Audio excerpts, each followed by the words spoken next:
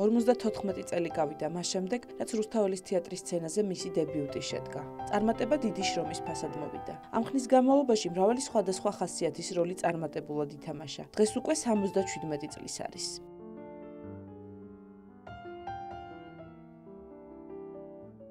მსახიობი ჯემალ ღაღანიძე 1933 წლის 21 აპრილს დაიბადა. იმ პერიოდში 4 თუ 5 თეატრი მოქმედებდა. არც ერთ სპექტაკლს არ ტოვებდა. ოჯახთან ერთად ყველა პრემიერას ესწრებოდა. თეატრის სიყვარულიც იმ პერიოდში გაუჩნდა. მე-7 კლასში იყო, როცა მსახიობობა გადაწყვიტა. კლასის დამრიგებელი მყავდა ელენე აბაშიძე იყო, ქართული ენის სპეციალისტი იყო. და რაღაც ატყობა ვიცერქა თუ რაღაცა და კლასიდან გამიშვა, გაკვეთილიდან გამიშვა ხო და მე იქ მოbrunებულ ვარ და მithავს რომ ბადრო ეთქალ ბატონო ელენე დადგება დრო მეთქი რომ ჩემ სპექტაკლზე რიგში ბილეთების რიგში დაგინახავთ მე. ისე აგიხდათ ყველაფერი. 1956 წელს რუსთაველის თეატრის სცენაზე პირველ სპექტაკლში მიიღო მონაწილეობა. ეს სპექტაკლი ფილოსოფიის დოქტორი იყო. ინსტიტუტი დამთავრებული არ მქონდა თითქმის, რომ ბატონ მიშა თუმანიშვილმა მიხეილმა მე არ ვიყავ მიშას ჯგუფში, მე და სინა კვერენჩხილაძე, იცით, კაი მსახიობია, შესანიშნავი. შემოგთავაზა, რომ მე რუსთაველის თეატრში უკვე გავანაწილე როლები, ვიწყებ სპექტაკლს და ორივე მჭირდებით. ახლა ამაზე დიდი ბედნიერება რა უნდა ყოფილიყო. როგორ შეიძლება რომ დაგავიწყდეს აი ეს პირველი დებიუტი. არაფერი ისეთი როლი არ იყო შეიძლება, მაგრამ რომელმაც გზა გაგიხსნა და გახვედი, ხო?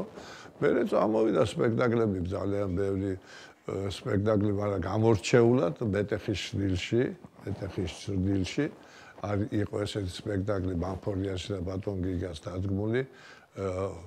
თამაშობდი ბატონ სერგო სიძეს, მე ვხარ ფირუზა, ამის სპექტაკლი. ამან მომიტანა ძალიან დიდი პოპულარობა. მე შენ 80 წლის აღარ არა კაცო, შენ ორი უჯრას. გაგერა, აბობს ვიცინი მესხმე ვა. მიდარი კაცო. რობიკო მოგვიანებით შემოვიდა რუსთაველის თეატრში და დაიწყო რობიკოს ხანა, კავკასიური ცარცის ყვარყვარე, რიჩარდი და არც ერთ დადგმა თითქმის აი ახლა ბოლოს ერთი შეიძლება 2-3 სპექტაკლში არა ვარ რობიკოსთან დაკავებული, თორემ ყველა სპექტაკლში ვიყავი დაკავებული და აბსოლუტურად 70 ქვეყანა მე მგონი ესე ითვლიან მოვლილი გვაქვს, ბედნიერი კაცი ვარ, იმიტომ რომ ტრიუმფს ქართული თეატრის ტრიუმფის არათუ მომსწრე ვიყავი, არამედ თვითონ მონაწილე ვიყავი ყოველთვის.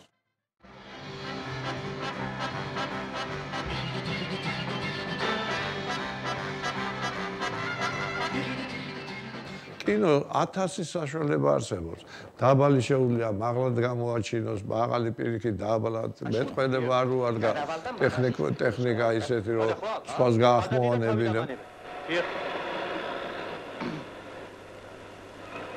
კიდევ რა? ხოიცი. მაგასაც გაპატი. დიახ. კაცო, აქ ამგონია იქ არის.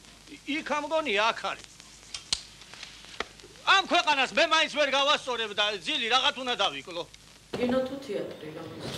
მე პირდაპირ პასუხი მაქვს, რა თქმა უნდა, თეატრი. ყოველი ჩვენი რასაკისაც არ უნდა იყოს, ყოველი სპექტაკლი ჩვენთვის ეს არის ახლა დაწყება ჩვენი პროფესიისა და თავი დაიწყება ღელვა, ნოლიდან იწყებ რა ყველაფერს. რამდენიმე თვის წინ გოჩა კაპანაძის რეჟისორობით რუსთაველის თეატრში მოხუცი ჩამბაზები და მზის დაბნელება საქართველოში დაიდგა. რეჟისორმა ძველი თაობის მსახიობები ერთად შეკრიბა და მონატრებულ მაყურებელს კიდევ ერთხელ შეახვედრა. ყველა ტიროდა. თან იცინოდა, თან ტიროდა, რომ შემოდიოდნენ ჩვენთან. მოსალოცად ვა და სულ დაცრემლიანებული ქონდა თვალები და ლოყები გრძელი ქონდა და აიღო რა გატირე. კარგად თამაშობ, როგორ ნაღდი მოხუცებულები ხართ კაცო, როგორ კი არა ვთამაშობ, ვარ მოხუცებულები და ჩვენ თავს თამაშობთ უკვე. ესე მოვიდა ცხოვრება ეს. მის გზას ამჟამად მისი შვილიშვილი აგრძელებს. მსახიობ სანდრო მიკუჩაძე ღაღანიძის დებიუტი რუსთაველის თეატრის სცენაზე არც თუ ისე დიდი ხნის წინ შედგა. შარშან იანვარში ჩაირიცხა ჩვენთან თეატრში მთავარ როლზე ვარსკვლავ ბიჭუნა დაიდგა, რობიკომ დადგა ვარსკვლავ ბიჭუნა და ვარსკვლავ ბიჭუნა ითამაშა სანდრო. აი ასეთია მსახიობი ჯემალ ღაღანიძე. ლაღი და საინტერესო მოსაუბრე. მრავალი ემოციითა და სასიამოვნო მოგონებებით დატვირთული.